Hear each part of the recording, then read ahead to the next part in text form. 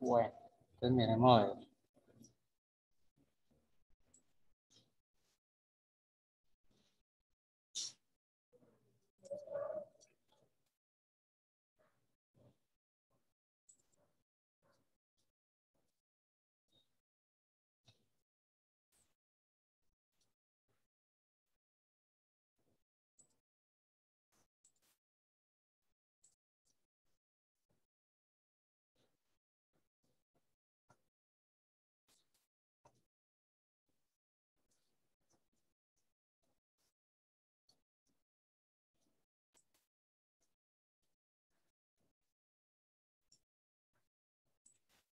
Bueno, estos jóvenes vamos a empezar a mirar con detenimiento esta guía. A ver, entonces tenemos, ya todos sabemos, por favor me confirman si está viendo la guía. Sí, profe. Muchas gracias. Bueno, entonces aquí pues lo que siempre está en todas las guías, la presentación. Eh, Después tenemos lo que siempre se les ha mencionado a ustedes, la forma de presentar esas actividades cuando las envían a los correos. Y ya pasamos en lo que tiene que ver pues con la guía. Entonces dice, por ejemplo, en este caso, esta guía en el caso de ciencias naturales se refiere o se trata, continuando de alguna manera con el tema de genética, que se ha trabajado en la guía 4, pero desde otro enfoque. Desde el enfoque de una molécula muy particular pues, que tienen los seres vivos y que es lo que vamos a revisar en esta guía. Lo vamos a revisar en detalle. Y obviamente la parte que corresponde artística y la parte que corresponde a educación física. Entonces, la parte de ciencias naturales, ¿cómo está? Pues, inicialmente, eh, se parte como de una definición, pues, del concepto. Y, ¿cuál es?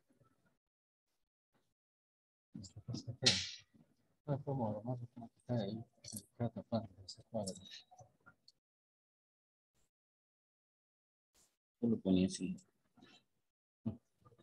No. Sí, pues. Bueno, entonces sí tenemos como una introducción así breve, hablando pues de la molécula. Pues la molécula es el ADN, con sus respectivas, la figura pues que nos sirve de apoyo para una mejor comprensión del contenido teórico. Entonces, primero definición, características generales, la estructura, los elementos que la conforman y cómo están ubicados o cómo están organizados. Cosas puntuales, pues, como para conocer más en detalle, pues, de qué se trata el ADN de los seres vivos y después de revisar esa parte con dos o tres figuritas ahí de apoyo, entonces ya pasamos a una comparación pues entre dos moléculas que son muy parecidas, que son los nucleicos. Vamos a revisar brevemente esa parte. Después, ahí está ya con respecto a eso, está la actividad 1. Son 5 preguntas pues muy sencillas, obviamente para mirar la comprensión de todo eso ese contenido que está en la primera parte. Después, la segunda parte dice los genes de las proteínas, entonces tomando teniendo claridad sobre lo que es el ADN, sus propiedades y su estructura, entonces se revisa la función del ADN en cuanto a la parte de la célula y el cuerpo y el organismo. ¿Cuál es la importancia básicamente de esa molécula? ¿O qué genera, qué produce o para qué proceso se puede utilizar? Pues allí tenemos, en ese proceso que mencionan las proteínas, pues tenemos unos procesos que son los que se llevan a cabo para producir esas biomoléculas que tienen los seres vivos que son muy importantes. Y esto aquí pues es concreto y ya hasta la segunda actividad, otras 5 preguntitas sobre ese contenido de la segunda parte. Después avanzamos más con esto y otro proceso ya, la tercera parte es otro proceso relacionado con la segunda parte, pero ya como más, es un poco más complejo. Está relacionado con la molécula de ARN, que es parecida al ADN, y pues con una imagen ahí que nos permitirá pues comprender mejor ese contenido. Eso es lo que tiene que ver con la tercera parte. Entonces, hasta la actividad 3 tiene que ver concretamente con el ADN, su estructura, funciones y procesos que realizan en la célula, en el cuerpo, pues puede ser el cuerpo humano. Y ya la última parte, la parte 4, damos una revisadita concreta a lo que es la determinación del sexo en la especie humana, es decir, el carácter de macho hembra, de hombre y mujer, entonces, ¿qué es lo que, desde el punto de vista de cromosomas y la parte celular, qué es lo que determina que se puede generar una persona que sea un hombre o una mujer? Entonces vamos a mirar qué es, cuál es la combinación o las posibilidades que hay de combinación de los cromosomas para determinar que sea hombre o mujer el nuevo ser humano concebido. Listo, y ya esa sería pues, la parte que tiene que ver con ciencias naturales. Esta es la actividad 4. Aquí presento preguntas sobre concretamente esa parte de lo del sexo en la especie humana.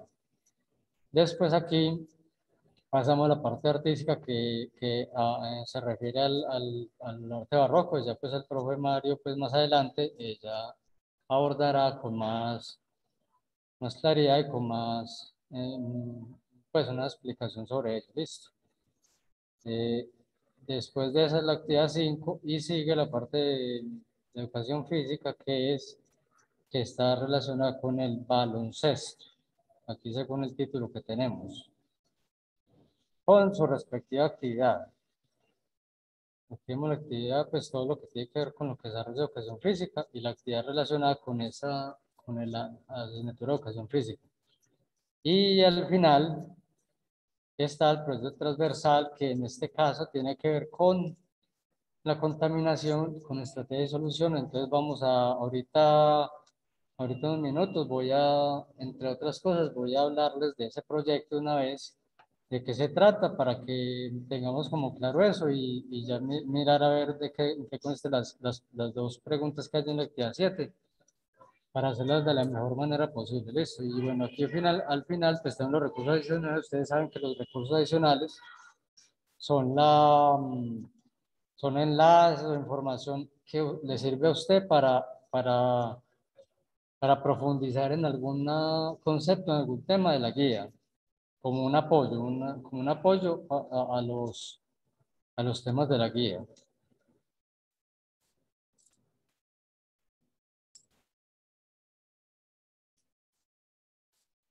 Bueno, y ya las referencias, pues los textos o el material virtual de consulta para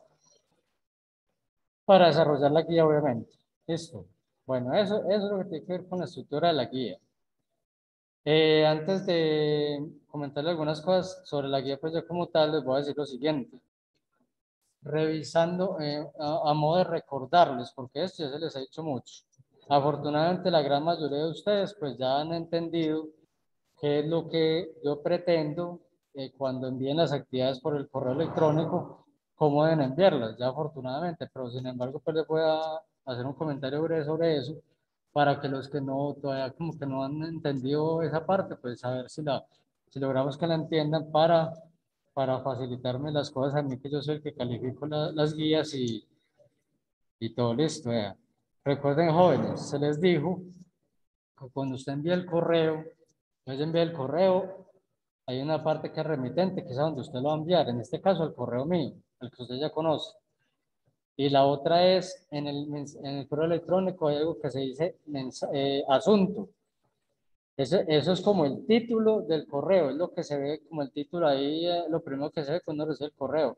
Entonces, se les ha dicho que recuerden que ese asunto debe tener debe tener su nombre, debe tener el grupo y debe tener el número de guía. Si pone el número de guía, pues es mejor porque entonces uno sabe pues de cuál se trata. Entonces, para poder identificarlo más fácilmente, su correo que tenga eso, nombre suyo, grupo y número de guía, porque si no le toca a uno meterse ahí a revisar el trabajo que envió, mirar en qué partes que están, que puso el nombre y de qué grupo es, porque como son 6 grupos y son siempre bastanticos que son ustedes, entonces uno tiene que estar mirando listas y entonces eso le hace uno perder tiempo. Entonces, eso es para agilizar y porque un asunto es que de pronto si el correo que usted mandó no está bien identificado, entonces queda muy difícil calificarlo y ponerle la nota porque uno no sabe quién es. Entonces, lo más probable es que se quede sin nota. ¿Por qué? Por no marcarlo, listo. O con eso. Bueno, entonces vea, vamos a hacer lo siguiente. Primero, para empezar, les voy a hablar del proyecto. Listo, les voy a hablar de este proyecto que está al final como la actividad 7. ¿De qué se trata? Vamos a empezar por ahí. Entonces vamos a mirarlo. Dice, estrategias y soluciones para el manejo de la contaminación. Esta parte del proyecto está enfocado, digámoslo así, desde el punto de vista industrial, como podemos ver aquí, pero recuerden pues también que estos proyectos, lo que se incluye el proyecto transversal, tiene que ver también con lo que es el entorno, o en su casa, o en el colegio también. O sea, la información que está ahí se puede llevar también o relacionar con su entorno, su casa y el colegio. Entonces, hablamos aquí por ejemplo, materiales tóxicos, de contaminantes que son riesgo para la salud. Y obviamente puede eso generar la contaminación ambiental.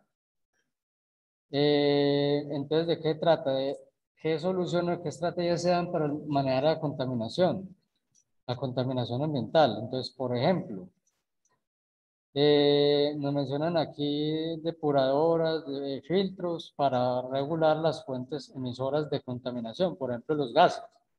Las fábricas que emiten ese humo hacia la atmósfera, hacia el ambiente, esos son emisoras, fuentes emisoras.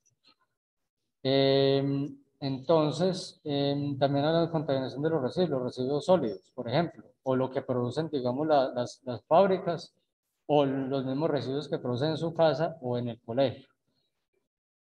Entonces, entre los métodos de prevención de la contaminación, les dice tecnologías limpias, reducción de las sustancias tóxicas.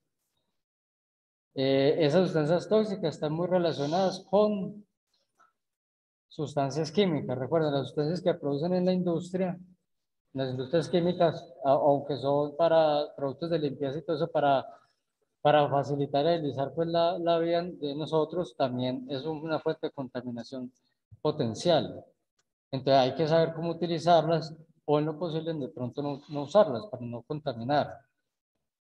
Bueno, aquí nos dicen, por ejemplo, las medidas de control de fuentes industriales se enfocan en la industria. ¿Cuáles son? Sustitución de materiales, cambio de procesos de equipos industriales, limpieza, almacenamiento adecuados y correcta evacuación de los residuos. Eso es, si uno lo mira desde el punto de vista industrial, como les dije, en la industria, todos los procesos industriales, y más si son con sustancias químicas, lleva a que se generen sustancias de desecho, que son las que en una fábrica pueden eliminarla a través de una chimenea. Entonces son sustancias gaseosas que causan contaminación. O si son líquidos que los vierten a un río, una quebrada, están contaminando el agua. Entonces, para disminuir el impacto de esos residuos de la industria, entonces se tiene en cuenta sustituir materiales, por ejemplo, utilizar uno que no sea, cambiar uno que sea tóxico por otro menos tóxico o que no genere toxicidad al utilizarlo. Modificar los procesos industriales o los equipos que se utilizan de tal manera que no generen esos tantos residuos contaminantes que posteriormente van a contaminar el ambiente. Cuando se va a manejar equipos o lugares de almacenamiento que estén bien limpios y que tengan las especificaciones apropiadas para poder contener esos residuos, de tal manera que no generen contaminación. Y lo que es lógico, cuando se generen los residuos que se van a eliminar, entonces mirar estrategias para que no ir a eliminarlos a que contaminen el aire o el agua, por ejemplo. Eso todo lo que tiene que ver pues con las estrategias para dar solución a la contaminación. Entonces, en este caso, la actividad 7, ¿qué trata? Con base en esta información que les expliqué de manera concreta y breve, pues primero usted va a indicar 5 fuentes de contaminación del medio ambiente.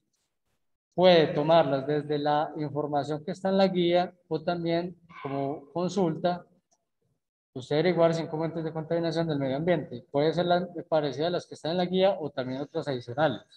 Esto más bien es como una consulta. Y el segundo punto es ya desde su comprensión del tema que acabamos de mirar, eh, cómo proponer 2 estrategias que pueden aplicar para controlar la contaminación en el colegio. Entonces ya pasamos de la parte industrial al colegio, que basándose en la información y de contenidos, para proponer 2 estrategias que usted pueda implementar en el colegio para controlar la contaminación. De eso se trata el proyecto transversal de esta guía 5. Listo. Bueno, ya habiendo mencionado el proyecto, entonces vamos a mirar lo que tiene que ver con ciencias naturales. Vamos a mirar a ver de qué se trata eso. Como les decía, esta guía 5 tiene como enfoque principal también temas de genética como la anterior, como la 4, pero se enfoca muy concretamente en una molécula muy conocida que se llama el ADN. Entonces, primero, el ADN como tal es una sigla, digámoslo así, una sigla, consta de 3 letras. Pero esas letras tienen un significado. ¿Cuál es el significado de cada una? Pues de acuerdo a la composición de esa molécula. Lo que vamos a ver a continuación. Entonces dice, ve allí por ejemplo dice la molécula de la herencia. Ahí quedó una parte del título que no, no fue incluido en la guía, que era ADN. Pero bueno, igual vamos a hablar de eso. Después lo que decimos, un poco de historia, de reseña histórica. En el año de 1870, el bioquímico Friedrich Nietzsche, pues se tiene como referencia a esta persona, este bioquímico que obtuvo una sustancia química que no se conocía, la obtuvo en procesos de laboratorio, pero no, en ese momento, en ese año, no se conocía qué tipo de sustancia era. ¿De dónde la obtuvo? Del núcleo celular. Estaba haciendo pruebas, experimentos en el núcleo celular y obtuvo esa sustancia química. Pues no se conocía, como no se conocía, pues no tenía nombre lógicamente. Entonces, ¿qué pasa? Primero, se obtuvo en el núcleo celular. Segundo, las propiedades de la sustancia determinaron que era un material ácido, de consistencia ácida y que tenía alto contenido de fósforo. Entonces, tiene fósforo, es de tipo ácido y se obtuvo en el núcleo. Entonces, con esas 3 características de la composición fue que se le dio el nombre. Entonces, ADN, ¿qué significa? La A significa ácido, obviamente porque es un material de consistencia ácida. La parte de desoxirribo tiene que ver con un elemento o algo, una parte que constituye este ADN, que es un azúcar, que lo veremos ahorita más adelante. De acuerdo al nombre de ese azúcar es que le dio nombre al ácido. Y la parte final que es nucleico, pues porque se encontró en el núcleo celular. Entonces ahí podemos ver pues las partes que constituyen el nombre de la molécula. Pues debido a que está en el núcleo, como les dije, sus propiedades ácidas se les denominó ácido nucleico. Listo. Entonces, ¿qué tenemos aquí? Que el ADN es un ácido nucleico. Primero, para tener eso en cuenta. Listo. Ya habiendo mencionado de dónde viene el nombre de esta molécula, pues vamos a mirar cuál es la estructura. Esto que tenemos aquí es, digamos, en detalle la estructura del compuesto de la molécula. En detalle para comprender cada una de sus partes, de los elementos de que consta, porque eso nos sirve, el comprender esto nos va a servir para más adelante en la parte 2 y 3 para entender los procesos que se llevan a cabo utilizando el ADN, porque no tenemos que entender cómo es la estructura de esta molécula. Entonces, lo primero, el ADN está conformado por subunidades, entonces es una molécula y tiene unas partecitas. Esas partecitas aquí les llamamos subunidades.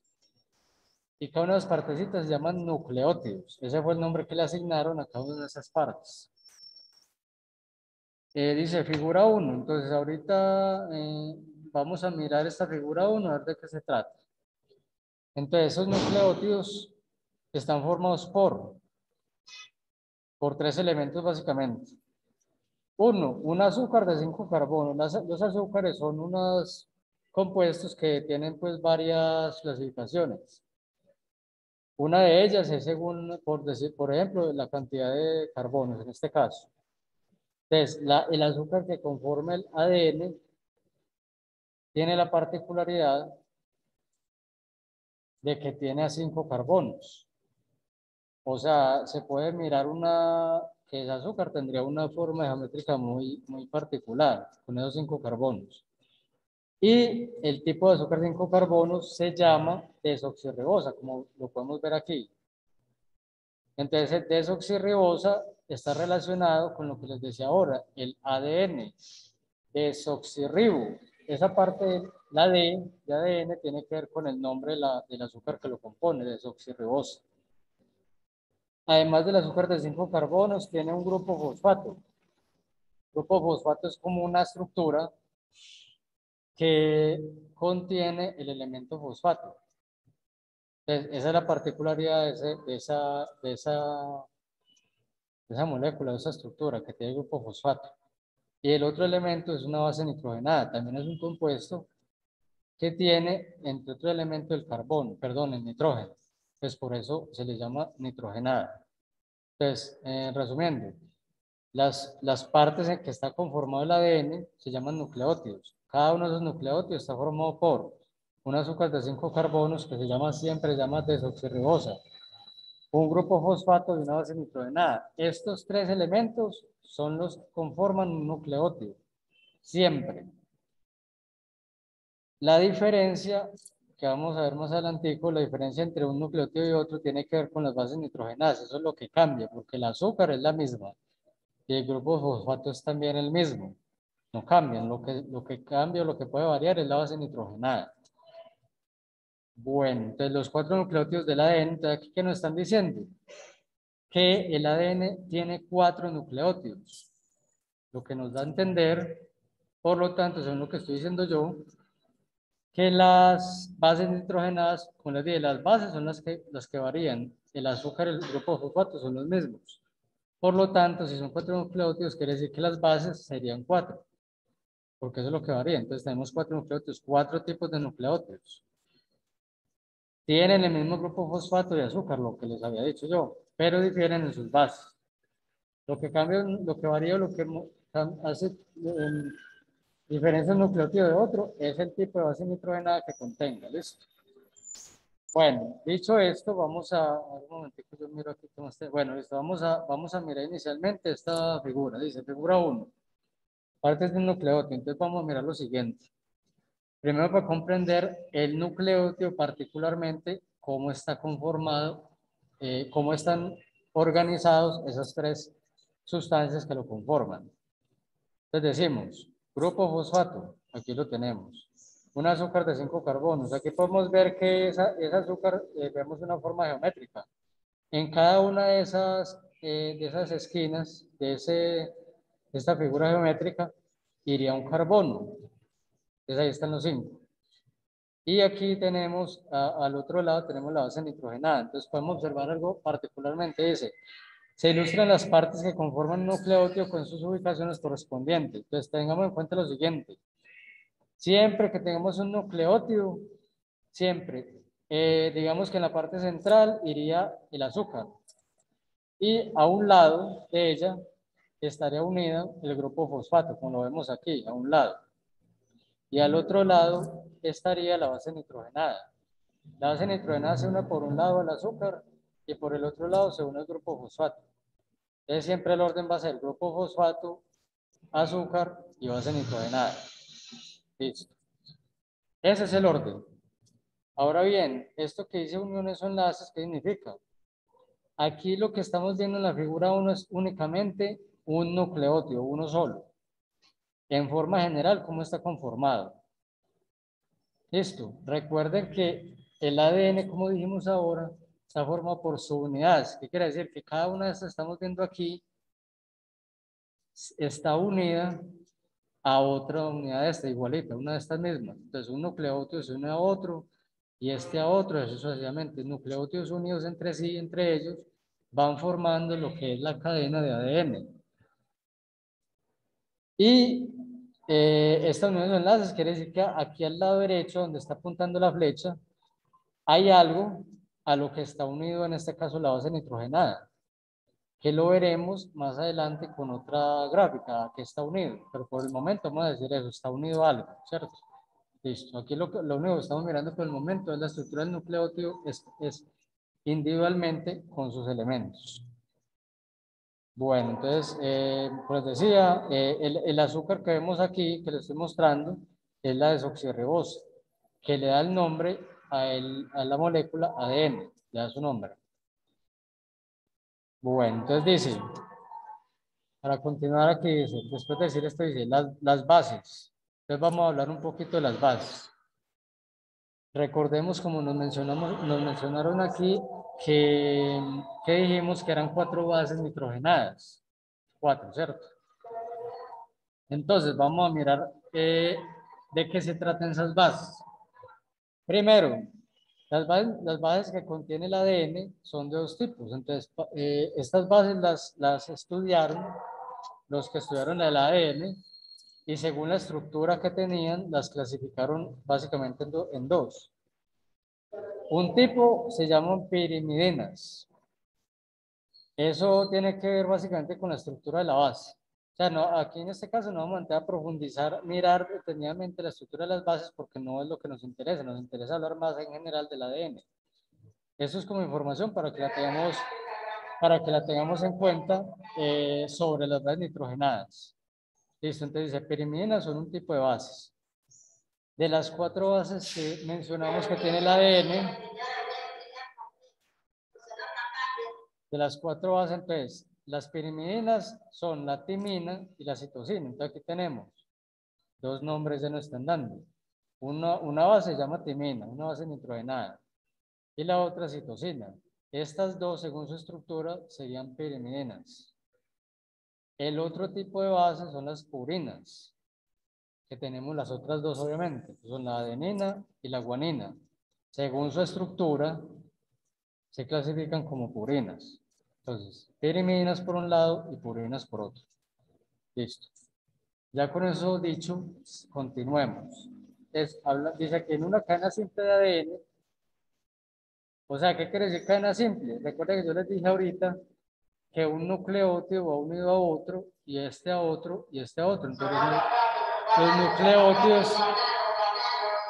los nucleótidos van unidos los unos con los otros.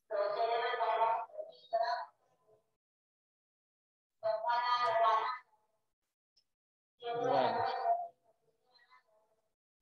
van unidos los unos con los otros. Entonces, cuando van unidos los unos con los otros, tenemos lo que llamaría una cadena.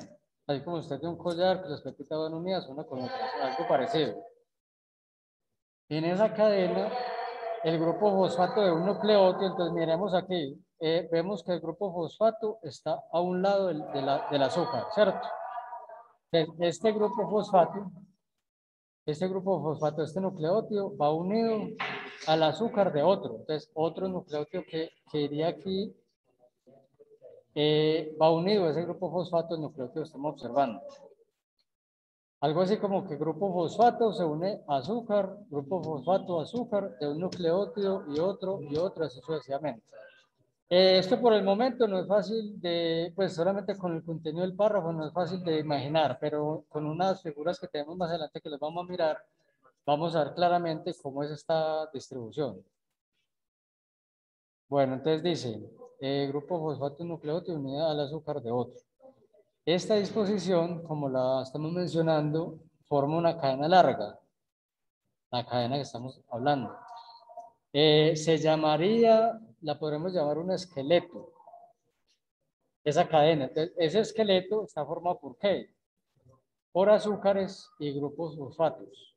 El esqueleto de esa cadena está formado por azúcares y grupos fosfatos. ¿De quién? De los nucleótidos que están unidos. Tengamos eso claro.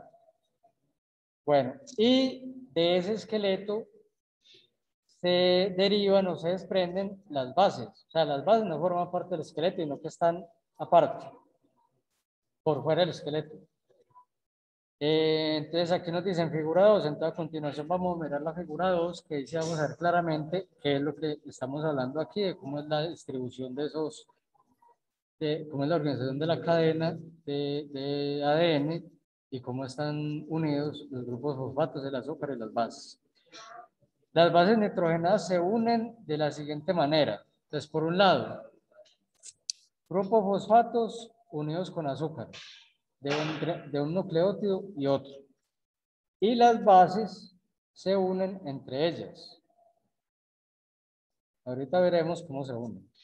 Entonces, ¿cómo están unidas las bases? Así. La adenina se une con la timina y la citosina con la guanina. Eso se llaman bases complementarias. Según los estudios que hicieron sobre la estructura del ADN, determinaron que la adenina era complementaria con la timina y la citosina con la guanina. Como son complementarias, entonces se pueden unir. De esa manera es que se unen las bases para formar la cadena de ADN. Estas uniones, o sea, las de las bases, una base de un nucleótido con la base de otro, ocurren mediante unos enlaces que se conocen como puentes de hidrógeno. También tenemos, lo podemos ver de forma gráfica, cómo ocurren esos enlaces entre una base y otra por medio de puentes de hidrógeno. Entonces, bueno, vamos a mirar aquí esa figura 2. Entonces, en la figura 2 nos dijeron, nos están hablando del esqueleto que yo les mencioné. Entonces, vamos a mirar la figura para ver detalladamente cómo es la distribución de ese grupo fosfato de azúcar, cómo se unen las bases. Entonces, vamos a mirar, dice, figura 2. Se ilustra la ubicación y disposición del grupo fosfato de bases nitrogenadas y azúcar desoxirribosa. Recuerden que la desoxirribosa es la del ADN. También la forma como están unidas dos cadenas por las bases complementarias. Vamos a mirar en esta figura lo siguiente. Allí en el párrafo anterior nos decían, voy a volver al párrafo, dice, un esqueleto. El esqueleto está formado por azúcares y fosfatos. Entonces, el azúcar de un nucleótido se une al fosfato de otro. Listo. Vamos a mirarlo aquí. A ver. Eso que mencionamos, esqueleto, podríamos hacer una analogía con el esqueleto humano. Sería como, algo así como la columna vertebral, y la columna vertebral que hay unas uniones de vértebras se desprenden los otros huesos. Algo parecido. Entonces, vemos aquí el esqueleto. ¿Cuál sería el esqueleto? Este que estoy mostrando aquí. Entonces, tenemos los circulitos son los grupos fosfatos. Aquí está, grupo fosfato. Este grupo fosfato es de este nucleótido, este es de este es de este, sucesivamente. Los grupos fosfatos, como les decía, están unidos con los azúcares. Esta figura de geometría que tenemos aquí en color violeta serían las azúcares. En los grupos fosfato está unido el azúcar. O sea que esto que tenemos aquí es un mismo nucleótido, porque aquí está la base también. Grupo fosfato con azúcar y base, este es otro nucleótido. Podemos observar el grupo fosfato de azúcar, entonces el azúcar de un nucleótido va con el grupo fosfato de otro y así sucesivamente. Azúcar, grupo fosfato de otro, azúcar, grupo fosfato de otro y listo. Esta partecita entre grupo fosfato y azúcar, que es la de color morado, es lo que llamáramos el esqueleto.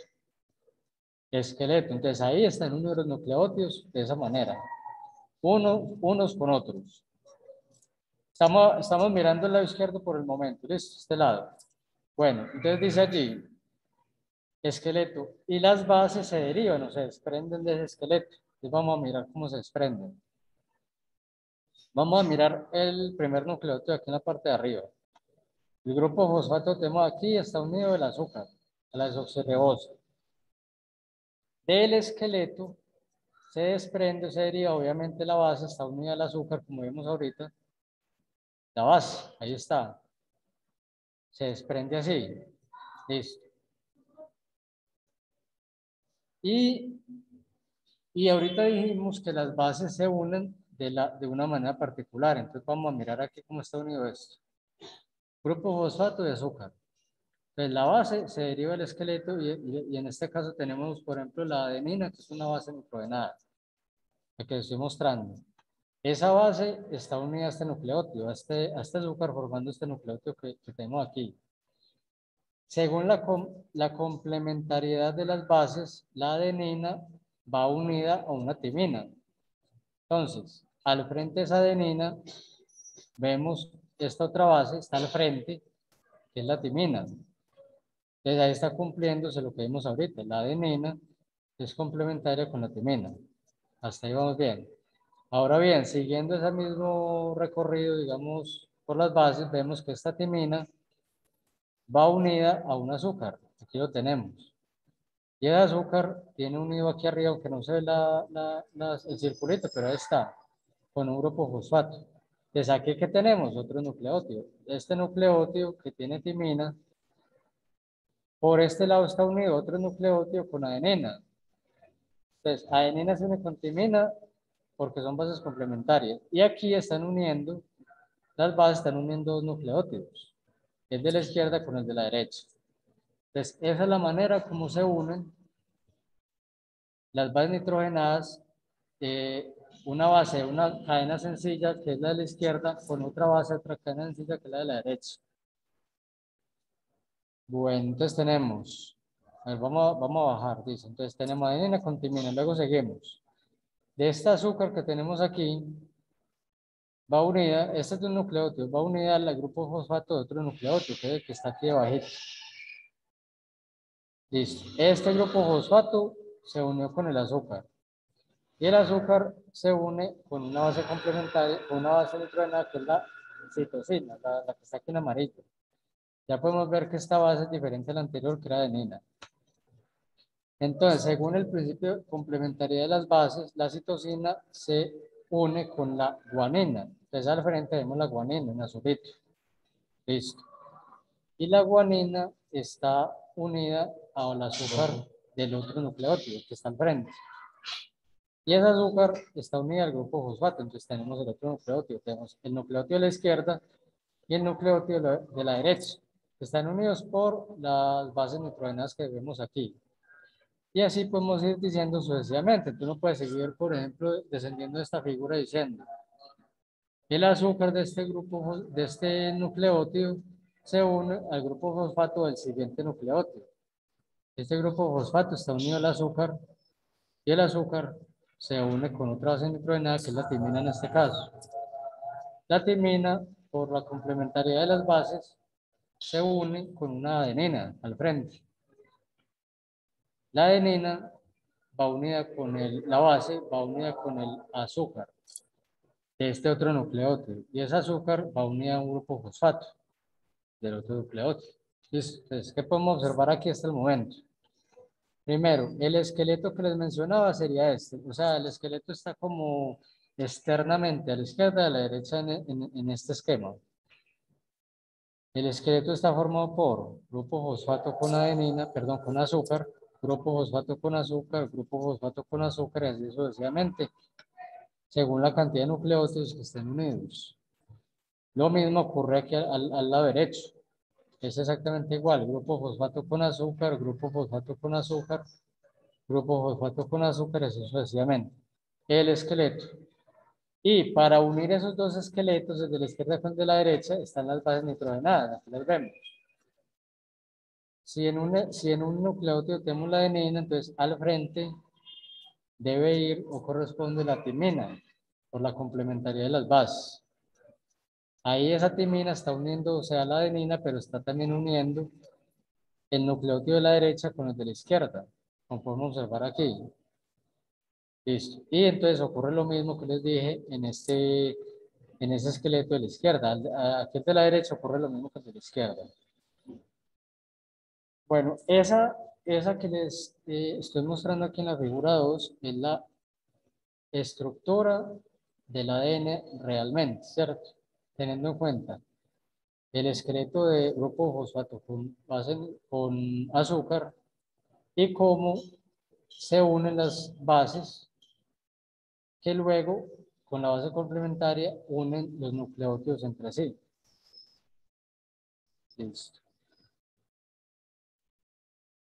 Bueno, a ver. Miremos esta partecita que como para ya concretando lo del día de hoy. Entonces, una vez revisada esta estructura que pues ahí pues se observa muy detallada y muy clara pues cómo están organizados los tres elementos de los nucleótidos.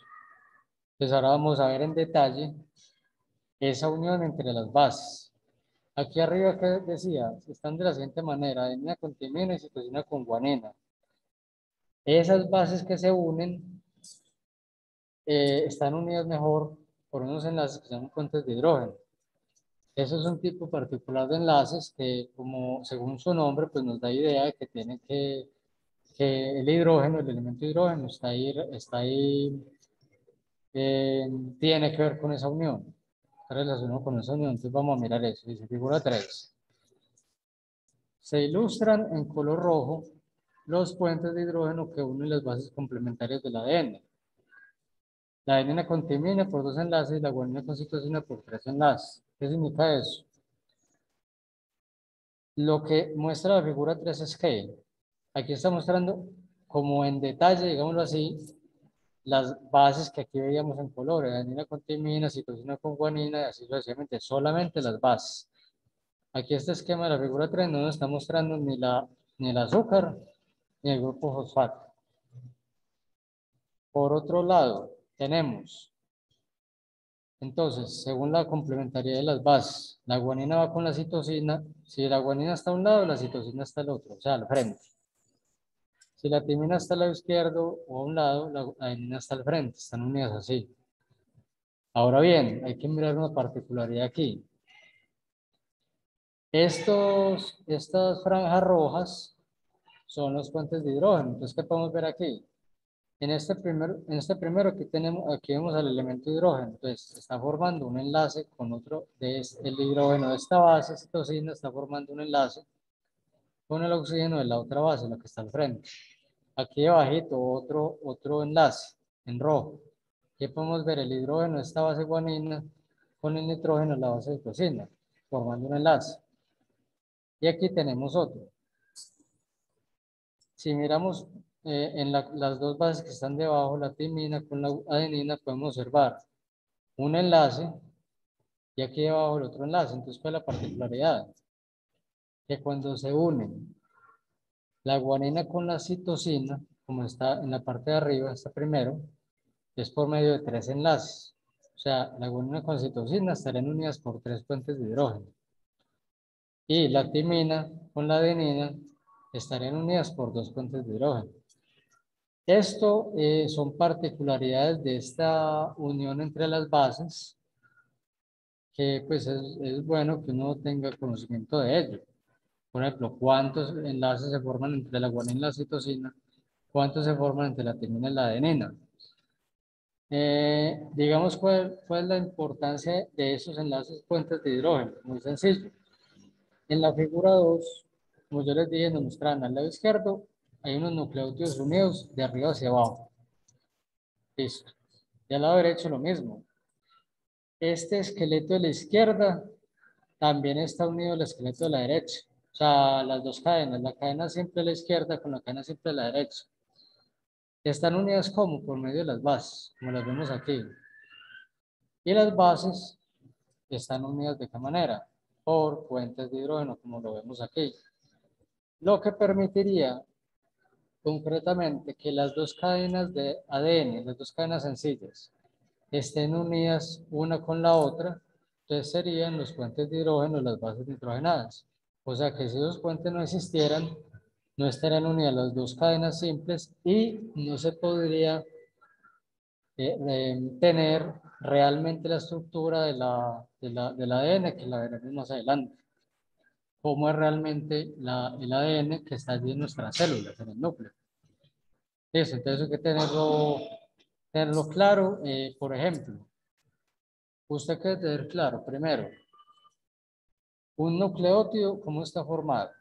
Ya recordemos, grupo fosfato con azúcar de 5 carbonos y una base de nitrógeno. Esa es la estructura de un nucleótido con estos tres elementos. Bueno, observando aquí en la figura 1, lo que les voy a decir, estas uniones o enlaces, ¿a qué se refiere? Se refiere a lo que vemos aquí en la figura 3. Se refiere a que aquí al lado derecho, lo que está señalando esta flechita azul es el nucleótido que está al frente, o sea, en la cadena simple que está a la derecha de esta. Esa cadena es la que está ahí, que tiene una base nitrogenada que se une a esta base nitrogenada que tenemos aquí. A eso se refiere. Entonces, ¿qué tiene que tener usted claro? Los tres elementos que forman el nucleótido. ¿Y en qué orden? Recuerde, grupo fosfato, azúcar y base nitrogenada. Ese es el orden, siempre es así. Segundo, ¿qué debe tener en cuenta? Debe tener en cuenta que Profe, los nucleótidos están unidos entre sí. profe, por casualidad pueden habilitar el chat, es que el celular se me va a apagar. No, todavía no es para habilitar el chat. En el momento que ya sea apropiado, entonces ya procedemos con ello. Listo. Luego se me apaga el celular y no logro poner la asistencia y me marcan que no estuve en clase. Póngalo a cargar. Bobo, préstame el cargador No, entonces. el problema es que lo puedo cargar porque el chat es sobre el final de la sesión que se habilita para la asistencia. Listo.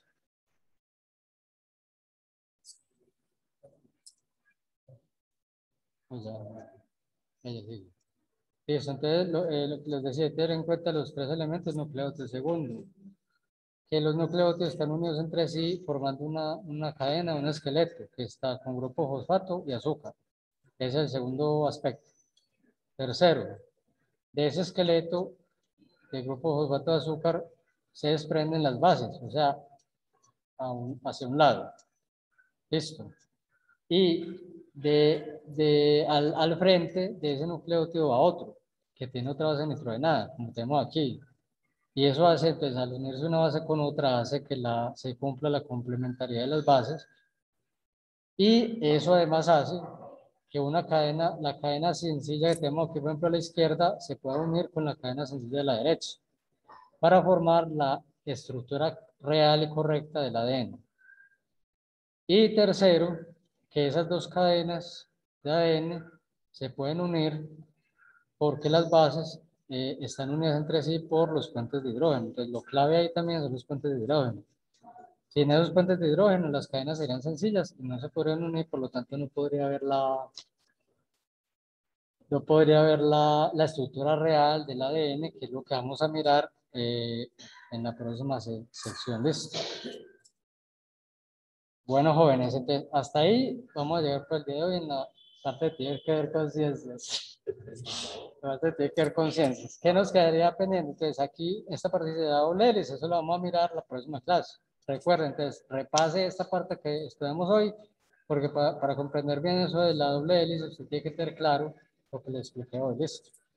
Vamos a continuar con eso y ya pues la partita que nos falta de la actividad 1. Bueno. Hasta ahí llegamos con la esencia hoy. Entonces ya a continuación el profesor Mario pues, va a tomar la palabra para mirar la parte artística que corresponde a la guía.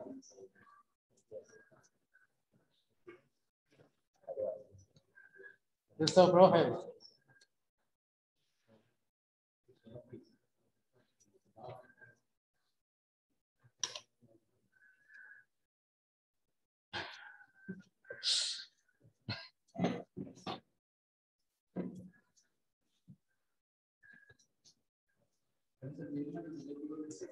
Profe, esta es la guía compartida, pues, no quiero usar, ¿eh? Está compartido. Ah, qué bien, súper bien. Bueno, lo están viendo todos.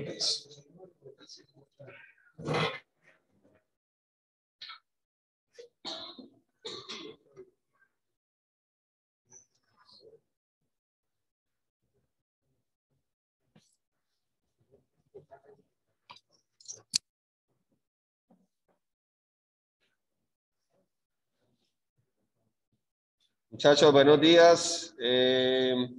Vamos entonces a ubicarnos en esta parte de artística que trae la guía.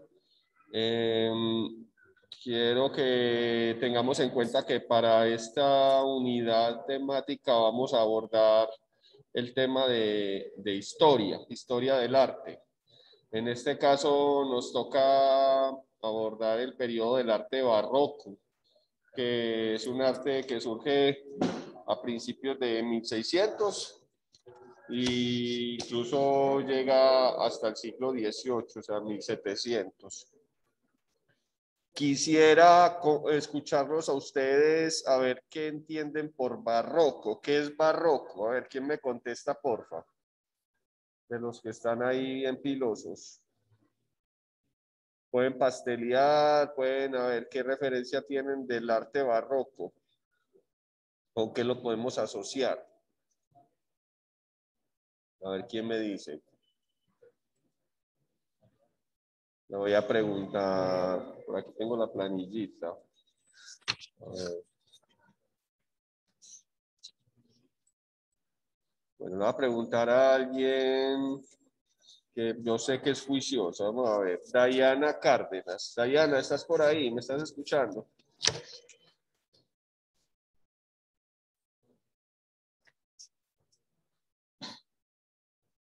Dayana. Bueno. ¿Se durmió o qué? A ver, preguntémosle a otro compañerito. A ver si en este momento le contesta. Preguntémosle a Cian Henao. Cian. ¿Será que no pueden activar el micrófono? Ok, a ver. Hola, ¿me escucha? Hola, Cian, ¿cómo estás? Bien. Bien. Qué bueno. Cian, ¿vos sabes algo del arte barroco?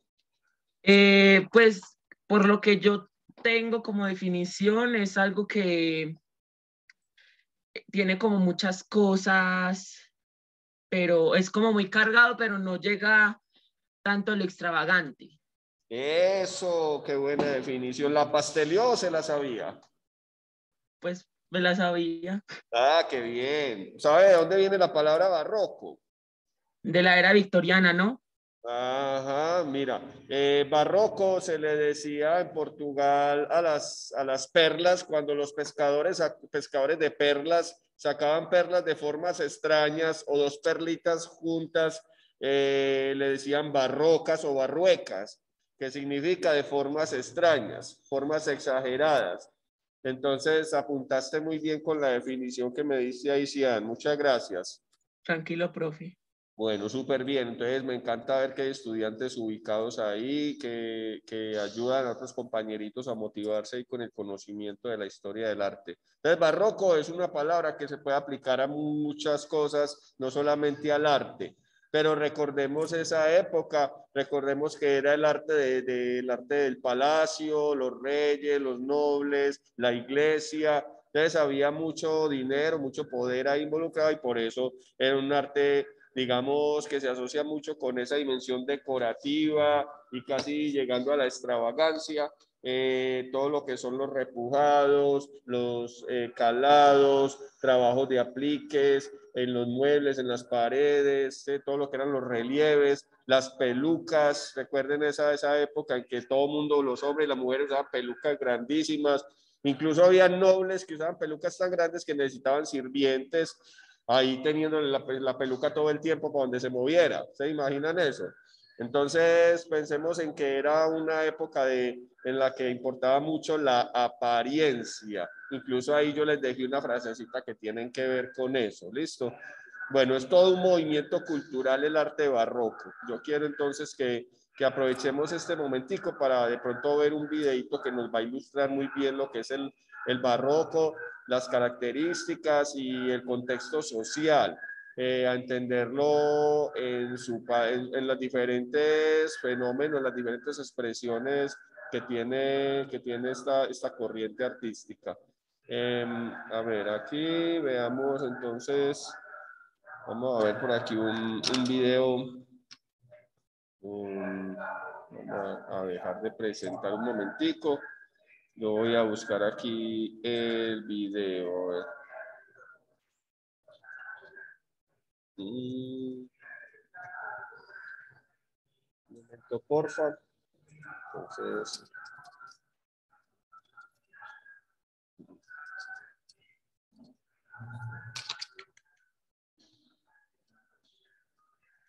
Un momento, porfa, yo ubico el videito acá para que podamos ver entonces esta parte que es bastante ilustrativa de lo que es este movimiento. Lo primero que hay que entender es que era un periodo en que Europa estaba viviendo muchas guerras, la guerra de los 30 años que fue tan famosa, muchos muertos, incluso se cree que esa fue como la primera guerra mundial porque muchos países participaron ahí.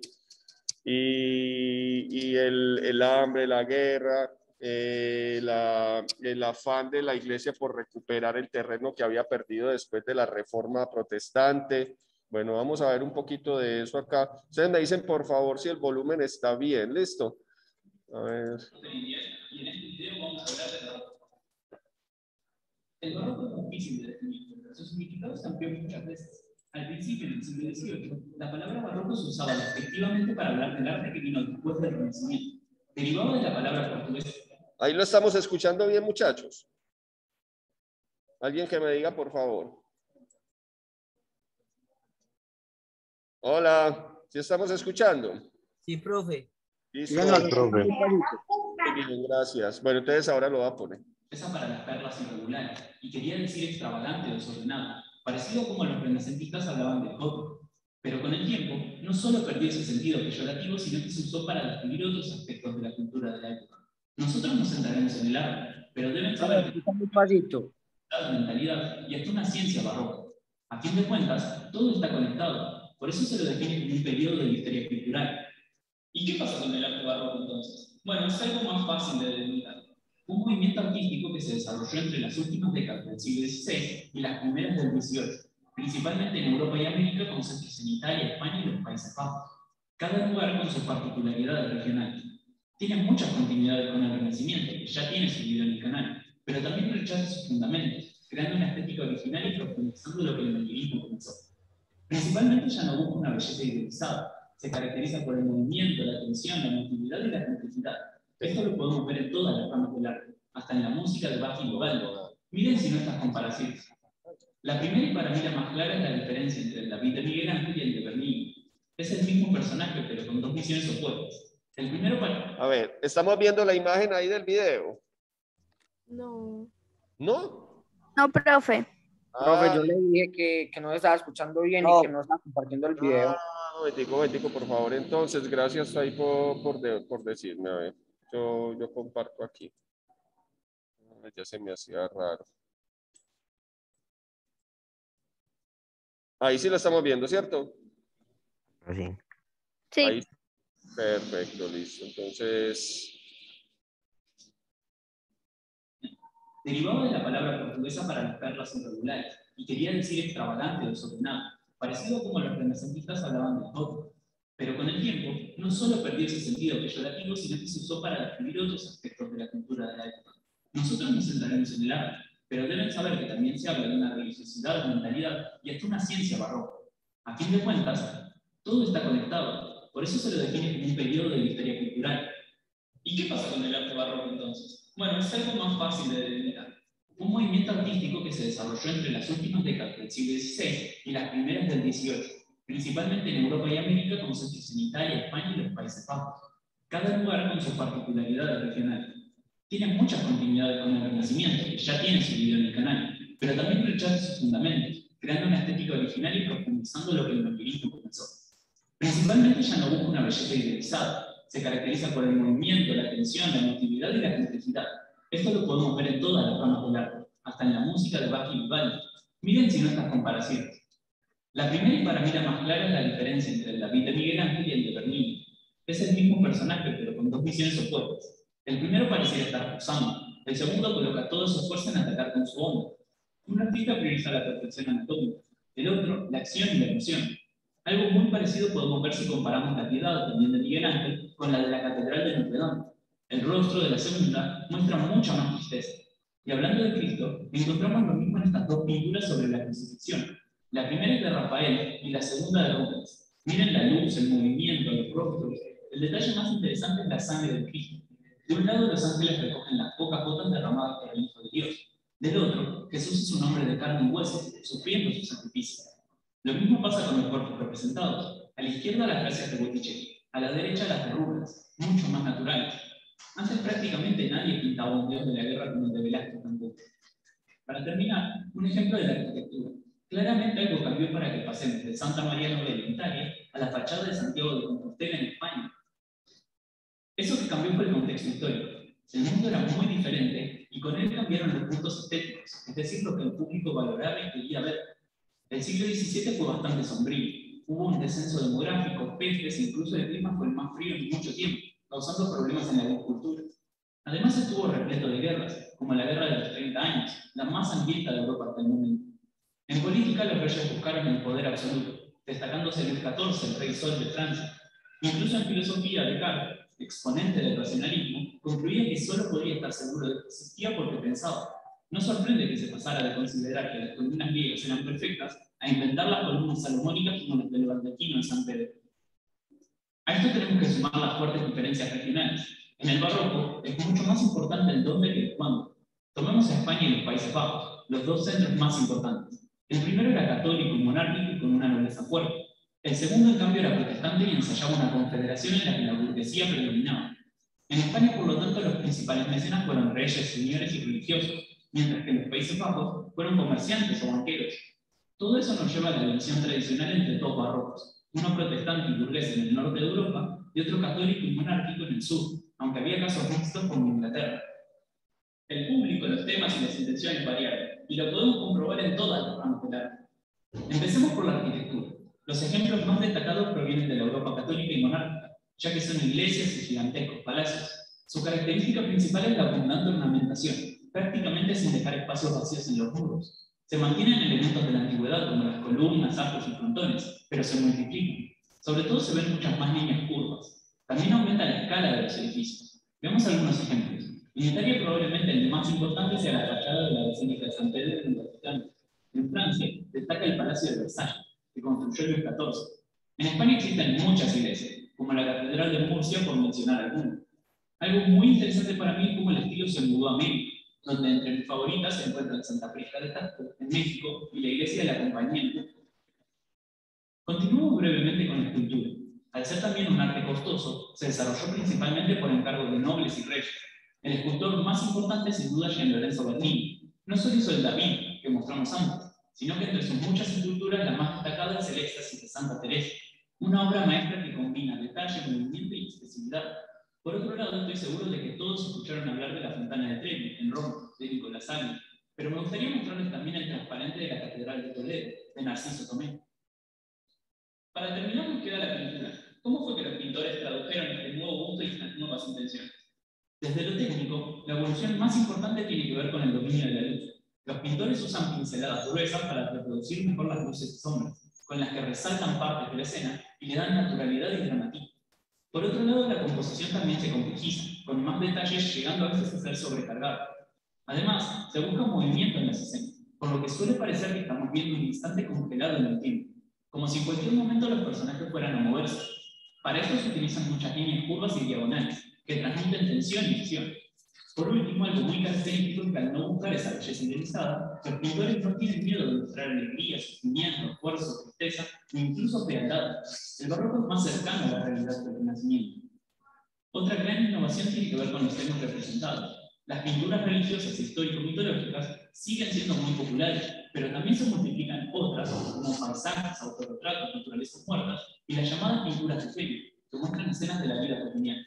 Acá entran las distinciones regionales. Obviamente se pintaba de todo en todas partes, pero la demanda cambiaba. En los países protestantes se rechazaba el culto a la Virgen y a los santos, y se desaconsejaban las imágenes religiosas. En los católicos todo lo contrario, el arte fue patrocinado para profundizar la contrarreforma.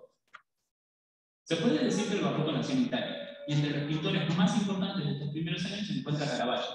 Su estilo influenció a artistas de toda Europa. En sus obras vemos un ejemplo temprano de todas las características mencionadas. El movimiento, el uso de la luz, la expresividad de los personajes, todo está ahí. A veces representaba escenas de la vida cotidiana, pero se destacó por sus pinturas religiosas. No esquivaba para nada la violencia de escenas como los martillos de los santos. Luego tenemos otros italianos como los hermanos Carracci, muy populares en el momento, o Artemisia Gentileschi, una de las pocas pintoras reconocidas en esta época. En el Imperio Español también hubo muchísimos pintores. Zurbarán y Murillo son geniales, por ejemplo. Pero en la cima se encuentra sin lugar a dudas Diego Velázquez. Pintaba para el rey Felipe IV y realizó grandes obras como Las hilanderas o La bendición de Breve. Trató muchos temas diferentes, pero su obra maestra es sin duda Las Meninas. Muchos, entre los que me incluyo, la tienen como su pintura favorita de toda la historia. Como espectadores, nos encontramos con Velázquez pintando, pero no podemos ver su obra. La mayoría de los personajes nos miran. De pronto notamos el espejo en la pared de fondo y nos damos cuenta que el rey y la reina están junto a nosotros. Es increíble y es solo una de las interpretaciones posibles. Hace mucho tiempo le dedicamos un video a este cuadro, pero si les interesa, podríamos hablar un poco más de su carrera o de la de cualquiera de estos artistas. Dentro del Imperio Habsburgo también estaba Flandes, de donde provenía Peter Paul Rubens, que también pintó para la corona española. Creó una gran cantidad de obras, alternando entre escenas mitológicas, religiosas y retratos. Además es uno de los que mejor condensa las características del estilo. Donde más claro lo veo es en la adoración de los Reyes Magos, donde nos hace seguir la diagonal que forman los personajes hacia la intensa luz que sale de Cristo. Nos queda hablar del maravilloso siglo de oro neerlandés. Pocas veces hubo tantos pintores concentrados en tan poco espacio. Entre ellos el más importante fue Rembrandt. Desde que comenzamos el canal quiero dedicarle un video porque es uno de mis favoritos. Trató todos los temas que vimos, incluidos una cantidad absolutamente increíble de autorretratos. Sus obras más famosas son las que muestran los diferentes grupos de la sociedad burguesa, y su obra maestra es la llamada Guardia de Noche, a pesar de que en realidad transcurre del día. Prácticamente es un manual del estilo. Ni dioses ni reyes, solo la milicia de la ciudad a punto de marchar. Cada personaje está haciendo algo diferente, pero las diagonales de lanzas, armas y estandartes nos dirigen al capitán en el centro, marcando el paso. Rembrandt era un genio para pintar luces y sombras. Sus pinceladas gruesas le daban mucha naturalidad a sus obras. Pero el título de maestro de la luz le pertenece a Berlín. Ya le dedicamos un video, pero su capacidad de convertir escenas de la vida cotidiana en obras de arte era increíble. Su pintura más famosa de todos modos es un retrato ficticio, La joven de la perla, también conocida como la Mona Lisa neerlandesa. A propósito deja el fondo oscuro para que nos concentremos en ella. Cada destello fue cuidadosamente cortado. Si se fijan, para la perla fue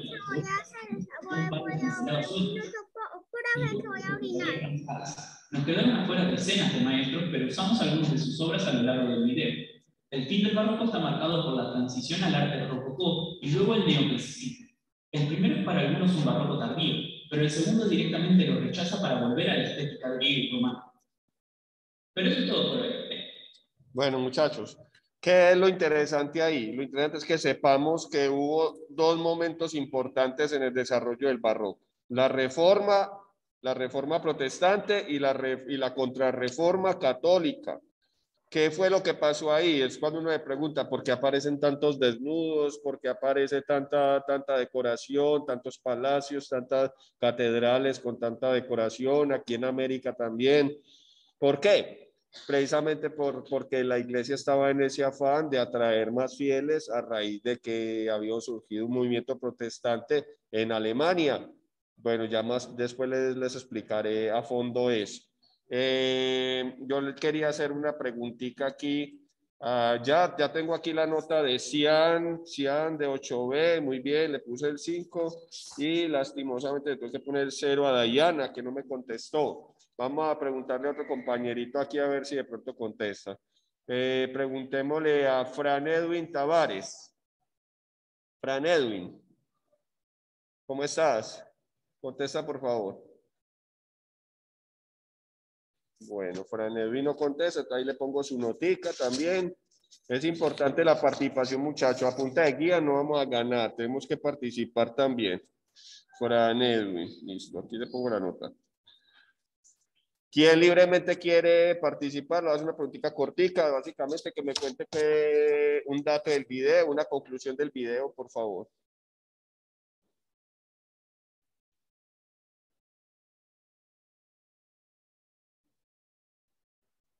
Vamos a preguntarle a Isaac Monsalve.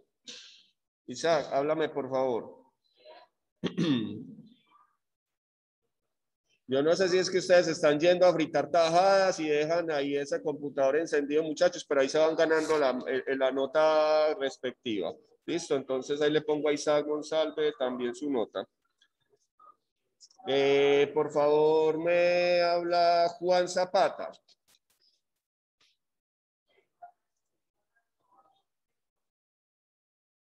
Juan Zapata. Bueno, muchachos, son varios compañeros ya que he llamado en esta clase. No voy a botar más caspas, sencillamente le pongo también aquí la notica a Juan. Juan Zapata. Profe, hola. Ah, bueno. Juan, ¿cómo estás? ¿Bien? Bien, profe. ¿Dónde estabas que no me hayas contestado? No, profe, estaba casi no que no me va para activar el micrófono. ¿Te habías quedado dormido o qué? No. Ah, bueno, dame una conclusión del video rápidamente, por favor. Ay, pues, profe, yo la verdad no logré entender mucho porque, pues, no sé, me veía como bien, no me cargaba y no sé si de pronto era el wifi. No, son 10 minutos de información ahí. Háblame tan siquiera de un artista. ¿Qué te quedó? ¿Qué Ay, te no, quedó de todo profe. ese? No sé, yo lo único que alcanzaba a ver era como las pinturas antiguas y que el arte pues viene remontado desde hace mucho tiempo, desde épocas del... Ay, se me olvidó cómo era que se llamaba. Bueno, ojo, cuando ya estemos en clase, ustedes tienen que tener su cuadernito ahí tomando nota normal, como siempre ha sido. Listo, ojo ahí que te pillé despistado. Ahí te voy a dejar esa nota, Juanjo. Listo, pilas. Bueno, profe, gracias. Gracias a usted, hermano, por participar y más piloso. Juan Sebastián Cuervo. Sebastián Cuervo. Profe, hola. Hola, Sebas. Entonces, ¿me vas a dar una conclusión tú? A ver si nos vamos despidiendo. Necesito escuchar una conclusión del arte barroco. Profe, el arte barroco, la conclusión. De lo del video que acabamos de ver. Sebastián. Profe, sí, profe, pues, básicamente el video, pues, el arte barroco dominó casi, pues, toda Europa en ese, no me acuerdo en qué siglo era, pero dominó en esa época y, pues, no, y también ayudó en ¿la qué? ¿En qué, profe? No, se me olvidó. Profe, A ver, vamos a escuchar a Jersey Marisa. profe, que en esa época el arte barroco era donde las personas en sus pinturas explicaban la religiosidad, la literatura, y allí fue la joven de la perla, fue una de las pinturas que caracterizó esa época, profe. Bien, Jersey Marisa Valencia, excelente. Me pone muy contento ver que hay gente que está pendiente de la clase. Muy bien, Jersey.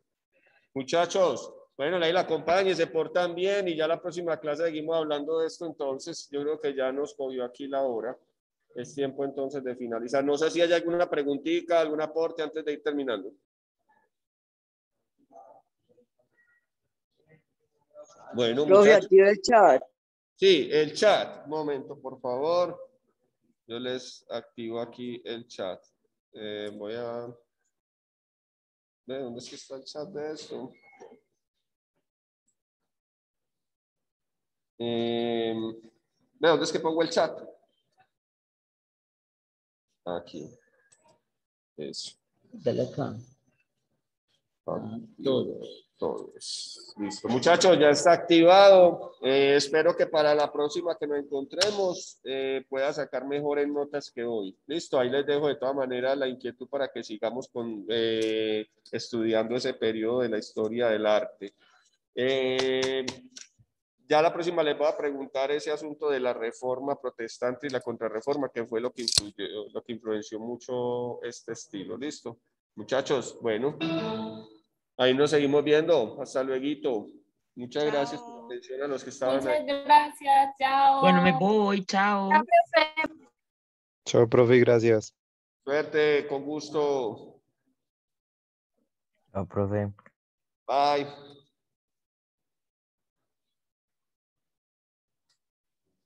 Chao, profe.